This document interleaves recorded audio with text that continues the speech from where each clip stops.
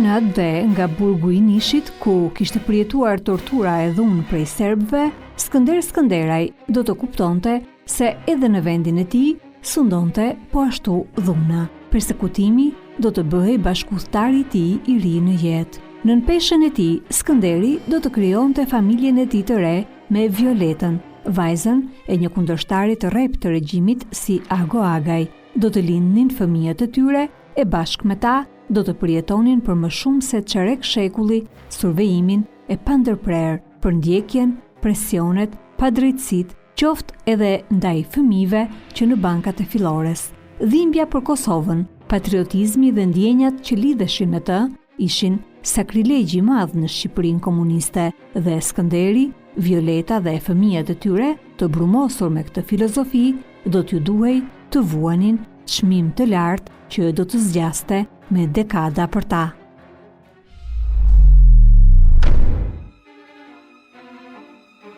Mallëngjim Kosovë Skënderaj, Sovi, siç e thërrasin shkurt, dëshmon në këtë pjesë të dytë të rrëfimit të tij kalvarin e përndjekjes së familjes, përndjekje që zgjati deri në fund të diktaturës. Këtë, siç thot ai, e dëshmon edhe dosja voluminoze e sigurimit të shtetit, e mbushur me përgjimet e përditshme që ju bëheshin në shtëpi dhe në çdo ambient ku ata ishin.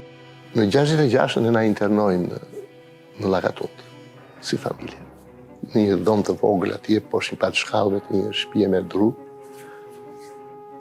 Atëherë beshin dobim internimet. Në 70-ën pasaj, që unë isha 7 vjeç, na rikthyem, edhe na çuan në një pat shtëpitë tona afër të sheshi Flamurit. Dhe ato i prishën pasaj pse se në 72 u bë sheshi Flamurit që mori ndryshim, u prishën disa shtëpi atje dhe u bën pjesa e monumentit pavarësisë. Dhe ne na çojnë tek gazermat e ushtrisë.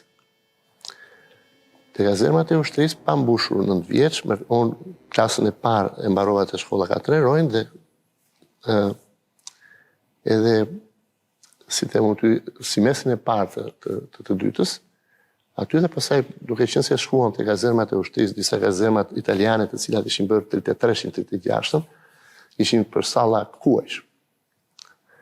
Na vendosën atje në një dhomë kuzhinë të vogël, pjesë çuditërisht e lidh tashmë edhe me pjesën e dosjes ku thuhet që Gjoja ka nevojë për shtëpi dhe ta çojmë atje përpara se ta çojmë, ta krejmë shtëpinë thoshin dhe vendosim të bëhet pra, vendosim cipin.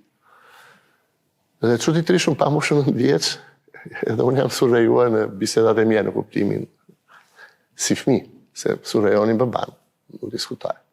Filluam jetën atje, një jetë e vështirë dhe her pas here na vinte kanë qenë sa makina kështu riportabël që mbusheshin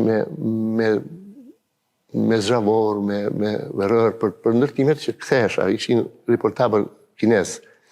Edhe kthehesha ajo pjesë që binte poshtë rëra për këto. Dhe vinte në një ditë diel ose dhe çohuni se ka ardhur vendimi për të internuar. Mbidhin ato plaçkat me fëmijë, me sinqeritet as se kuptoja fare atë pjesë, pëse nuk isha arritur, unë isha arritur si familje, ishim si fëmijë me edukat, me dashuri për njëri tjetrin, për marrëdhëniet, për të gjitha gjërat. Edhe ngriheshin, bëheshin gati, i çonim lart dhe ne si fëmijë rinim lart. Na lëvizin deri në farmase, pastaj na kthehen jo se u kthye urdhri prapë. Siç shpjegon Sovi, ky ishte një lloj presioni që ju bëhej për t'i mbajtur mbërthyer pas frikës, dhe presionet të tilla ishin të shpeshta. Ndërto, ai kujton mirë një ditë të diele. Ishte ditë e diel dhe i mat kishte një radio të vogël. Gjermane ajo. Dhe unë sa herë që do shkoja për të fjetur, shkoja puthja maman, pastaj puthja baban. Po, kur puthja baban, ti më dridheshin buzët. Thëra ç'ne, te mami nuk më dridhen buzët. Dhe më pas, kur dhoma u mbush plot, me policët të, erdhën për të arrestuar i matë, se dëgjon zërin e Amerikës, dëgjon e gjuhë të huaja. Tashi, një fëmijë i vogël, që shikon gjithë atë aty dhe normale që në moment nuk kuptohet, por gradualisht lëshënja, sidomos të fëmija edhe një pëllëm të japësh fëmijës lëshënjë në psikologjinë e tij. Dhe i matë se prishi televizion fare, shtri në krevasi që ishte ditë dje. Thot, po lezoni, thot, ashu, po dëgjon, hapeni, thot, radion që se. E hapi radion ata, radio është e prishur, i thash. I thot, në të dy potenciometra, si da i zëri dhe i që kalon me fjanë në kanale, vetëm shurëm. Më falë, bishin për sharësh edhe ikën që ditë. Si të shtonë mëtej, sovi ata ishin të sigurt se Skënderi dëgjonte kanale të ndaluara në radio, pasi në shtëpinë e tij kishte përgjues dhe ata kush e di sa herë e kishin regjistruar, ndërsa dëgjonte zërin e Amerikës apo kanale të tjera të ndryshme, por kishte një kleçk aty dhe këtë e shpjegon sot i biri. I matë vërtet dëgjonte. Kishte një zakon i cili e kishte me fjalë që pëse këta imitonin jetën brenda burë, lëvizjet e tyre, dhe ngrihe shumë shpejt në mëngjes dhe bënde lëvizje në koridorat. Me flim të kajo një buzhinat i jeme, ato mindere tonë. Dhe dëgjonte shpejt që në mëngjes dëgjonte edhe zërin Amerikës edhe më vonë. Po që ndodhte? I kishte futur një tel bakri, të bërë me fjalë kostër, si anten, që të kapte valet, dhe e kapte antenën me dorë, duke qëndruar mirë, po në anten, kalon e 36 volt, kalon me fjalë pjesa e tensionit. Dhe ajo më bënte mua që kur e puthja, që i thosha natë me mirë, mua të më driteshin buzë, pëse se kisha kam të tokë dhe më kalon të mua ajo pjesë e 36 voltësit. Më mbrapa unë e kuptova. Dhe të dy potenciometrët, nga mbrapa ato rotullat, babi kishte prerë të dy ato, pjellë Spanja, çfarë ishte ajo. Dhe i lëviste me dorë, edhe zërin dhe stacionet. Dhe në momenti që zgjohesh apo flinte apo bënd, i prishte, me fjalë që mos të kishte, se të bënte ato, më falë, të shprejnë viu që bënë, zhurmusi. Dhe kjo ishte ajo pjesë në kuptimin që nuk arritën dot që të arrestoni. Edhe pse çipin e kishin dhe dëgjonin atë, por nuk arritën dot për punën e faktit. Nga fëmiria e tij Sovi ndan një fenomen që e ka çuditur shumë dhe njëkohësisht e ka lënduar po aq, kur e kuptoi domethënien. Prindërit e quanin punë e detyruar, por si funksiononte dhe pse prindrit e tij ishin të dënuar të bënin këto punë që nuk kishin asnjë lidhje me formimin e tyre. Ka qenë një moment shumë i bukur, unë kam qenë goxha fëmijë dhe kur pyeteshin edhe në shkollë që çfarë familje vjen, duhet të shkruaje, duhet të thoshe, edhe çfarë punë bën babai, çfarë punë bën nëna. Dhe në bisedë me sipër, me fjalë me timat, i them se dua të jap ato karakteristikat e familjes. Çfarë punë bën babi? Më thot mua punë të detyruar. I thash, mo, qa punë është kjo? Kaq thuaj, punë e detyruar. Po mami, po edhe mami punë të detyruar. Po mi, çfarë familje jemi në fjalë për shtresën? Jemi shtrese mesme qytetare, po mbi të mesme, thoshte në njërë. Në këtë aspekt, unë më mbrapa duke bërë atë retrospektivën, duke u futur në ato kujtimet, kuptova që çfarë ishin këto si situata punë të detyruar, se ai ishte filozof, dhe trajtuoja. Dhe normale që punonte si në këto ndërmarrjet e vajsapunit, ka punuar në Pularinë e Vlorës, në disa punë të caktuara si bojazi. Me fjalë më shumë disinfektonin ato ambientet se sa. Violeta ishte rritur në një familje perëndimore, me shije të kultivuara edhe për modën, dhe nga jati Ago kishte trashëguar edhe një zanat. Në periudhën e studimeve në Vjenë, Ago, përveç studimeve universitare, kishte përftuar edhe mësime zanati si rroba qepës. Violetës do t'i shërbenin shumë mësimet që kishte marrë prej të atit në këtë zanat, dhe i kishte kultivuar shijet për modën, sidomos në udhëtimet që bënte me të ati në Itali. Duke pasur marrëdhënie shumë të mira me maman time, se ishte vajzë e dytë, dhe shkonin që kur bënin tregtin që e bënin në Itali dhe merrnin ushqimet për çdo sezon, edhe ushqimet shoqëroheshin edhe me pjesën e rrobave që duhet vishe në një moment të caktuar, pra stinor. Dhe të gjitha rrobat edhe të fëmijëve dhe të rritur shoqëroheshin edhe me këto revistat e modës. Dhe mama era me të pas i hapte këto me fjalë revista dhe filloi të mësonte për rroba qepse. Vetë me fjalë në natyrën e saj. Unë gjithmonë, kur kaloja afër të shkolla Ismail Qemali, po bëhesh, në atë periudhë, po bëhesh, ky është një pallac i themi ne Kali i Trojës, se ishin vendosur këto pilotat dhe dukesh si një kalej. Dhe shikoj maman me ato kominoshet këto dhe me cizme dhe po bënte llaci. Aty ne shkone për të marrë një ëmbëlsirë në pushim. E thosha, ç'ne mamaja ime, po isha fëmijë i vogël. Ç'ne mamaja ime me fjalë bën llac, se unë di që është rroba qepse. Po ashtu dhe për ti matë, ç'ne babait bile se edhe Amal ka punuar i shkret. Ç'ne baba im se unë e di në këtë formë. Prandaj edhe pastaj u rikujtova duke fjalët e tija që thoshte që punë të detyruar, sepse nuk të lejonin që të bëja atë punë që ti e meritoje. Edhe nga jeta e tij shkollore, Sovi kujton mjaft raste kur ndihej i përjashtuar dhe me peshën e pakuptimt të përsekutimit. Unë sa mbush 9 vjeç, është ai momenti që do bëhesh pioner. Edhe na çojnë një lapidar në skel aty, dhe gjithë shokëve dhe shoqeve ja vendosën atë shallin, kurse mua jo. Shkoj në shtëpi dhe ku ishim thot babi, këtu i them. Po mua me thashë s'ma vendosën atë shallin. E mora vesh, më tha mua, po e kanë porositur dhe shallin të tha, po nuk kishte në dyqan. Aq shej e kishte, vetëm për mos më dhënë mua atë impaktin për të kuptuar. Dhe pasaj në klasë 8 që bëja e test në rinis përsëri mua nuk ma dhanë, normale dhe. Mi pa aty filloj pak një reakcion në klasë. Ne ishim klasë sportive dhe kalonin shumë mirë me shokët. Dhe i vlerësoj dhe i respektoj dhe sot e kësaj dite. Mi po ato në zë, kemi një kulak në klasën tonë, kemi reakcionar. Dhe unë çuditërisht duke qëndruar dhe pa e kuptuar fare fjalën. Shkoj dhe në shtëpi dhe i them ti meti këtu. Mos u mërzit, më tha, mos ka gjë se do vi momenti. Dhe donin të më përjashtonin nga ekipi futbollit.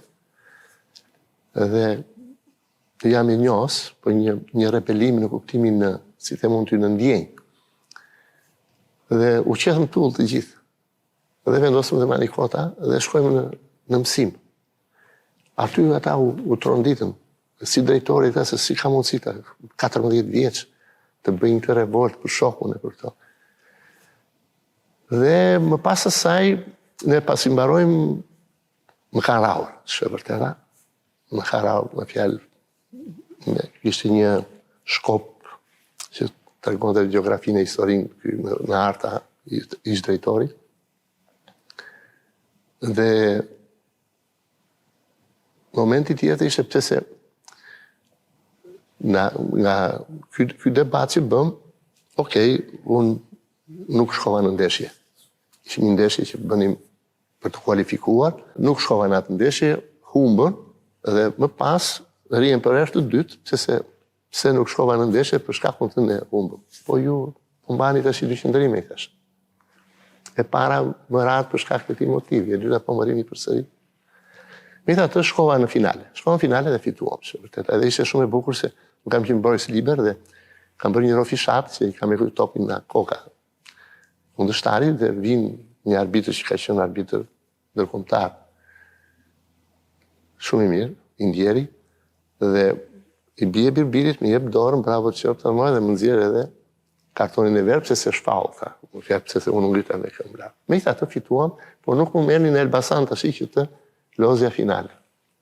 Për plasje, një pjesë e mirë e këtyre doni që të më merrni, dhe shkuam në Elbasan, unë kam lozë vetëm pjesën e dytë, u ram 2-1 nga Dinamo, ishte Demollari ta pjesë tjetër. Ishte festa 28 nëntorit dhe ne të bënim një fjalë, një kompozim në vizatim dhe unë bëj flamurin me fjalë, po me laps, me ato dritije që janë. Edhe një tambur, e kisha marrë atë në një koncept historik, edhe ato shkop të tamburës dhe mësuesja e cila nuk jeton e shkreta, e vizatimin e vendosë në tabel. Pastaj unë duke kaluar se kishim klasën afër me pjesën kur rinin ta mësuesët dëgjojnë nuk për plasje shumë e madhe. Se çfarë ka bërë? Ka bërë atë. Po jo, po s'duhet t'ia vendosësh ti se familja e tij e ku dy. Sovi gjithsesi i është mirënjohës shumë mësuesve të mrekullueshëm që janë gjendur pranë në kohën e shkollës.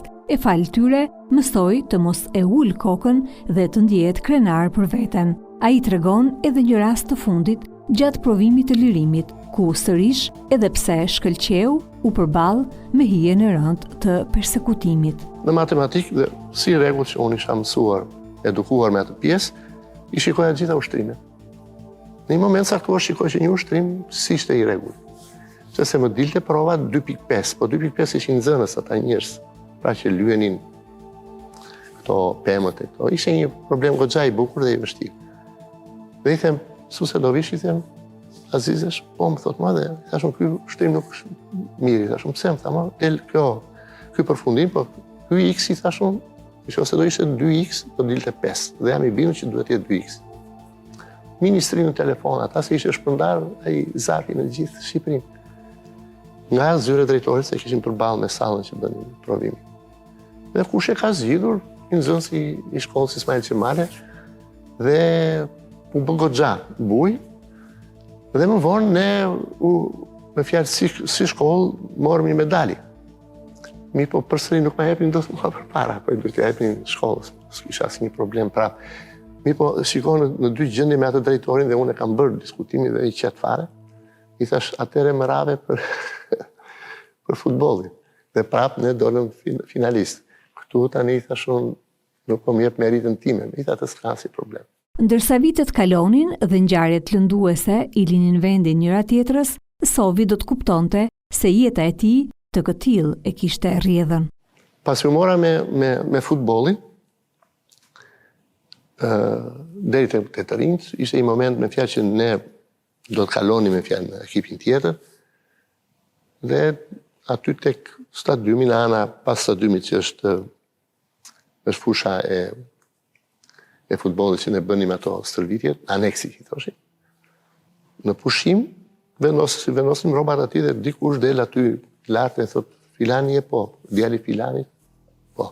Dhe që në atë ditë më largojnë nga ekipi. Në gjimnaz duke filluar tani këto, që se beshin këto koncertet e shkollave të mesme i shka dhe vinë dhe ansambli i shtetit në Vlorë, për të bërë dhe një ansambli ushtrisë, për të bërë një koncert të përbashkët dhe Masar që në i meri ndjeri me fjalë profesori gjeografisë më ka vlerësuar dhe jam i njohës, më ka marrë për dorë, më ka çuar tek palestra e shkollës janë minja mjekësore së atyre, aty ku beshin provat.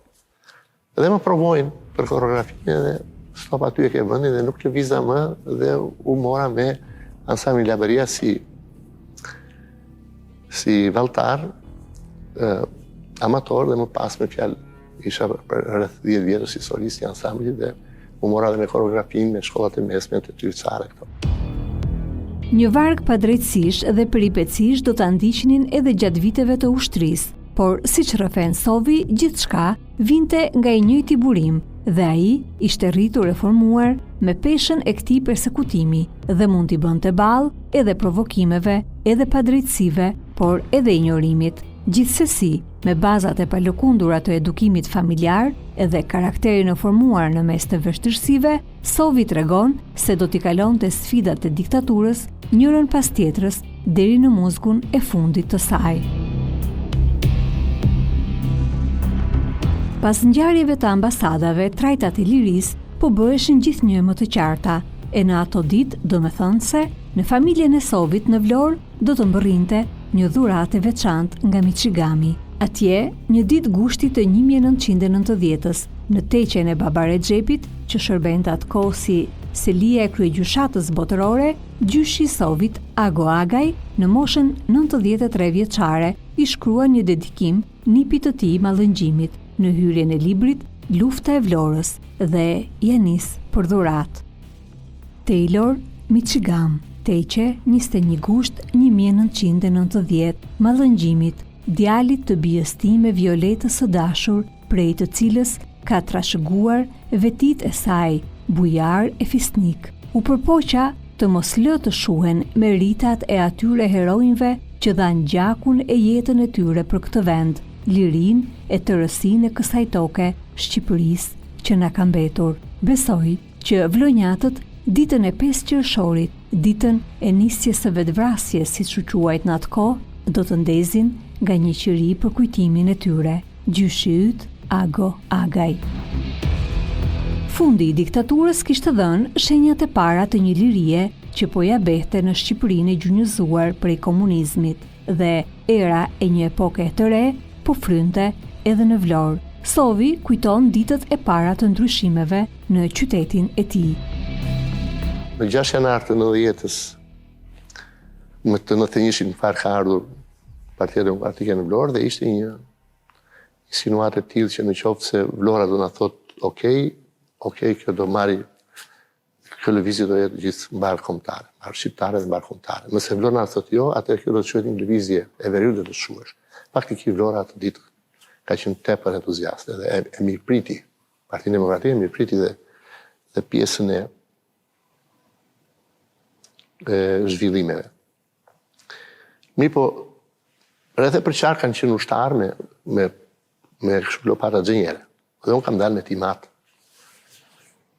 Dhe aty te kinoteatri ka qenë një ëmbëltore e rinj, dhe shikojmë një person i cili ishte në kryetari i degës në Vlorë. Dhe e takoni mat, unë e dija si histori, kisha marrë vesh, dhe i thot, ti e di se çfarë kanë bërë në kohën e pushtetit tënd. Pse vazhdimisht e ndiqnin, e tonin dhe kur ishte koha me fjalë që erdhi u shovi në Vlorë, pretendonin që ky do organizonte, por ishin 34 qytetarë intelektualë në Vlorë që u arrestuan dhe mendonin që ky do vriste u shovin në përjetime. Gjithë pjesa në kuptimin që unë nuk e di se sa 10 mijëra njerëz që merrnin rrogën që na përndiqnin. Dhe i thot, por unë të këshilloj, thot që vi majta nga ke thëmërë dhe shiko punën tënde. Sovi thot se angazhimi i tij u rrit në atë periudhë ndryshimesh, qoftë në organizimet e studentëve, qoftë me të përsekutuarit politik, për të çuar përpara ëndrrën atdhetare të gjyshërve dhe të babait të tij. Ju rikthye shkollimit që ishte mohuar në diktaturë, studioi për drejtësi, më pas vijoi edhe me studime shtesë në financë, bank, drejtoi ekipin e flamurtarit për disa vite rresht, ushtroi profesionin e juristit në Këshillin Bashkiak dhe në Bankën e Kursimeve. Dhe sot, si jurist, ndërsa sheh historinë e tij dhe të familjes, thot se rruga e shpëtimit për të, por edhe për gjithëkënd, është dia. Demokracinë fillova atje ku më pengua, tek shkolla. Shumë kush më thoshin që pse s'ke ikur, me që gjyshi ishte andej, peripetësit, situatat. E kam filluar në 10-ën në atë kohë që ishte me 40.000 lekë borxh. Nuk ishte e lehtë. Në karrierë gjithë ato halle në më la shpejt se di 50 vjeç që shkreta. I mat po në ato vështirësitë e tij ekonomike normale. Dhe realizova, dijem se gjithmonë e kam thënë dhe përsëris që njeriu çlirohet nëpërmjet punës dhe dijes.